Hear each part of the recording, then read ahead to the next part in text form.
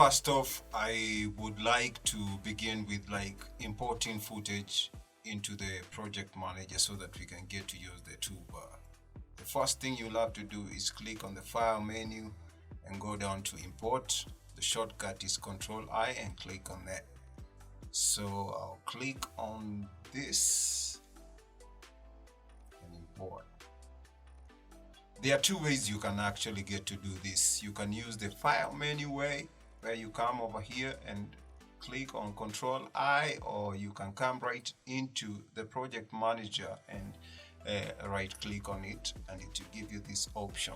This panel will open where it has some several things you can actually get to do with this panel. When you click on it like that, you can create a new bin, you can search for a bin, you can create a new item, that is a new sequence. You can actually get to create a new sequence from here. You can create a project shortcut, you can make a file go offline, create an adjustment layer. I'll be talking about adjustment layers later, and bars, tone, black video, HD bars and all that are not important at the moment. But if you want to import from this panel, you can click on here and it will take you to the same place. So let me just import another clip for good measure. I'll take this one for this house over here and click open.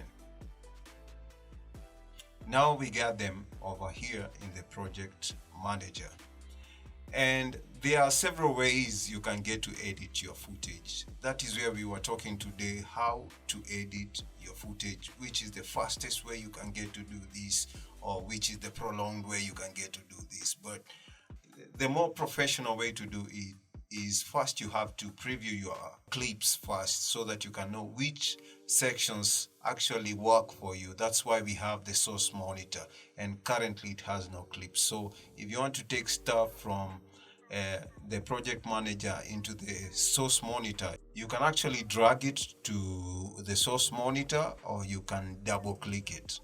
The reason why you're doing this is that maybe you shot a clip that you don't need the extra stuff on it, so you get to see at which point you need the clip from. You see all these icons over here? It was what we had been talking about in the previous project about markers. These are markers. If you hover your cursor over it, you just actually get to tell you what it is about. This is the in point. You can mark the in point of the clip, and then you can also mark out, which the shortcut key is O on the keyboard.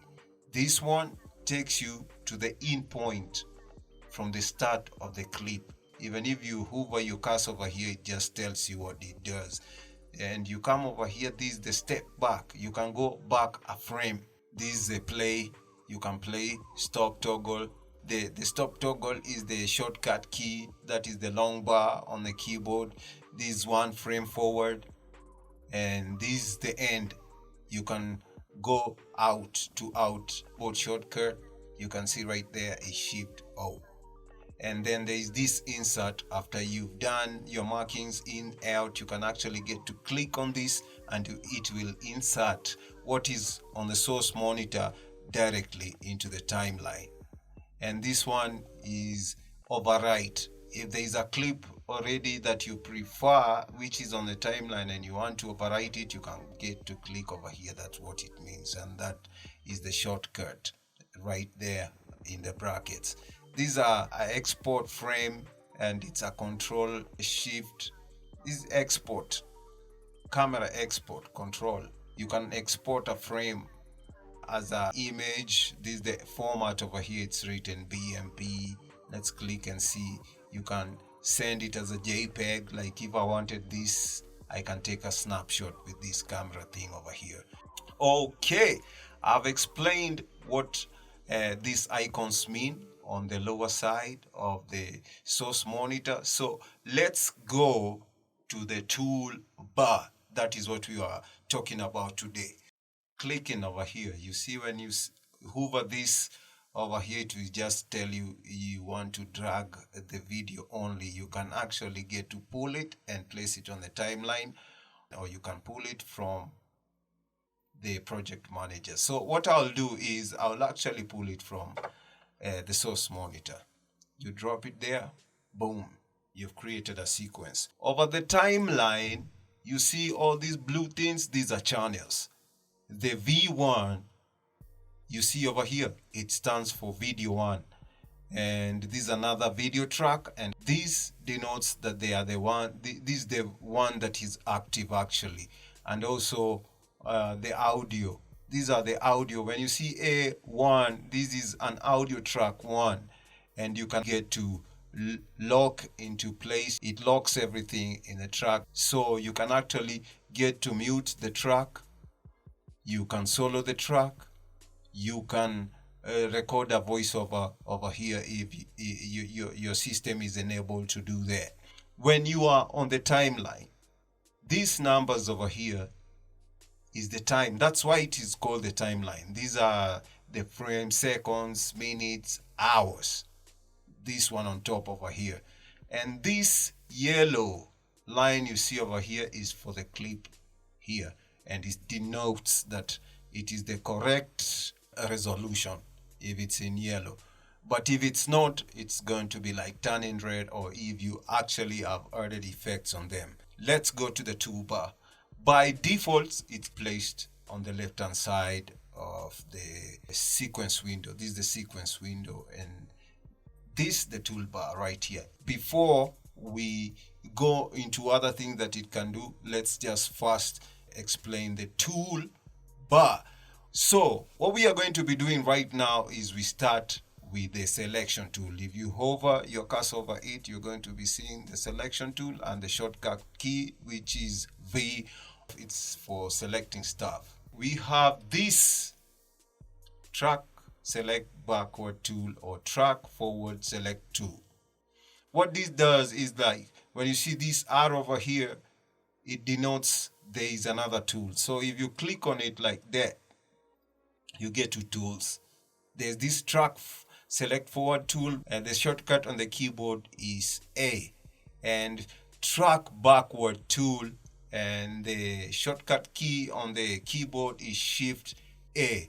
What this does is, like, if you click on it like this, you see those arrows, they click everything that is towards this direction it's pointing at. That's forward. And this helps when you've got like multiple clips on the timeline and you want to just move them, all of them forward. Okay, so what does the track backward do? It's mostly the same thing. It just tracks stuff backwards, and it can pull them forward, backwards. It's the same thing. And the shortcut key is Shift A on the keyboard. Right next to it, if you hover your cursor over it, is the Ripple Edit tool. What does it actually do, and what does it mean? For example, if you click on the arrow down here, like I have said previously, it means it has some other tools in it. So this is the Ripple Edit tool, which the shortcut key on the keyboard is B. And we have the Rolling Edit tool, and the shortcut key on the keyboard is N. And then lastly, over here we have the Red Stretch tool, and the shortcut key on the keyboard is R. So let's begin with the Ripple Edit tool. This one over here. It does actually, if you wanted to edit this position, but you didn't want to use the selection tool. I forgot to mention the selection tool. You can also use it as an editing tool. When you hover it on the footage, you can actually see it creates an icon. This means you can get to pull it this direction, and it cuts your clip for you. You place it over here, it changes direction so that it can also slip the footage like that. So what the Ripple Edit tool does is it edits in place. You don't have to, when you pull it like this, it pulls the footage with it so that you don't have the space that remains when you edit with the selection tool. That is what it does. It just cuts the footage and clears the resultant space behind it so that your footage and the clips are seamless. I can even use it to trim it like that from the beginning over here, and it just kills the space right there. You see, that is what it does. That is the ripple edit tool. So let's click on this arrow over here and go to the rolling edit tool, whose shortcut on the keyboard is N. You see, when you click on it, even the icon changes. All the icons on this change. What it does, two things at the same time. If I pull like this, it will show you the other clip and the clip that it's pulling on. It extends and just shows you the other clip where it is at. Okay, and if I pull it like this, it will just push the other clip forward. That is what it does. And this one, the red stretch tool, is quite a handy tool. You see, even the icon changes when you click on it. Each tool has an icon in itself. That's what I want to say. So basically what this does, it will quicken it if you take it this direction, but it won't cut it. It just shortened the speed. If I play, I play what's on the playhead, it goes faster now. You see, it has added the speed. If you stretch it the other direction, it will slow the time. Now let's see. You see, that is what it does. That's what it's meant by the rate stretch tool.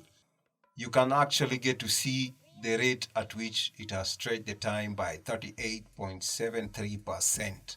And if it adds speed, on the other hand, you will see the amount of speed it has added. It has fastened the speed to 92.41%. That's what the rate stretch tool means. This razor tool over here is self-explanatory. You just hover it and click, it cuts the footage. This is quite handy when you are editing long pieces of footage so that they can fit. Know the basics. This is the sleep tool. And underneath the sleep tool, there is the slide tool. So let's talk about the sleep tool first. Okay, let's click on it.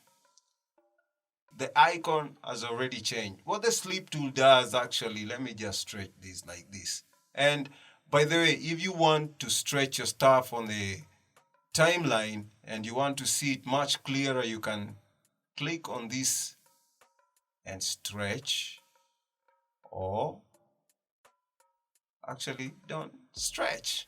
I don't know the opposite of stretch. I don't know the opposite of stretch. That's funny. Let's go to the sleep tool. What it does, it just pushes the clip, but it doesn't cut it. I can push it. I'm pushing it, but the size is not changing. That is what is called sleeping.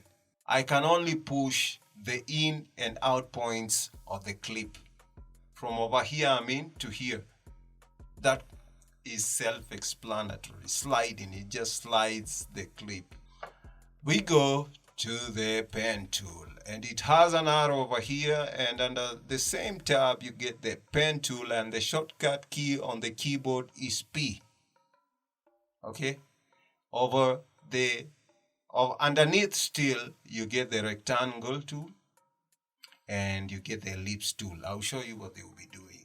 For the pen tool, it's just like creating stuff. If you click over there and click like there and click there, it creates shapes. It creates shapes. So if you go to the graphics tab over here and click edit, you will see the shape over here. And you can even get to change the colors on the shape. You can give it a shadow over here, you see. But basically what this all does is for like creating text background so that you can put text on it. And the ellipse tool, right here we've changed the graphics panel. You see, let's go back to the editing. I don't want to confuse you a lot. So you see what the pen tool does. It does make shapes. It makes shapes in short. And the rectangle tool, let's just see what it does. It makes rectangles. Ha! That's what it does. And the ellipse tool. The ellipse tool. Where did it disappear to? Just makes circles. Circles. And if you hold the shift key, you see it makes a perfect circle. Okay? That's what it does. That's what it does. The pen tool, rectangular tool, and the ellipse tool. That's what they do. So, all this is integrated in this one layer over here you see on the track. This is a graphic layer. We'll be talking about graphic layers later, but right now I was talking about the toolbar. So what we are going to be doing much later, we'll be talking about graphics, and those graphics, and that is going to be like a topic in itself. So let's finish with the toolbar. I'll delete this. When you come to this hand tool over here, basically it's like it moves everything, timeline. It moves the timeline. But seriously, you can do this even by scrolling. So nobody's going to be like using it all that much. If you click over the zoom tool, it just what it says. It zooms. It zooms on stuff. That's what it's a magnifying thing on the timeline. Then we have the type tool. The shortcut key on the keyboard is T for type, obviously.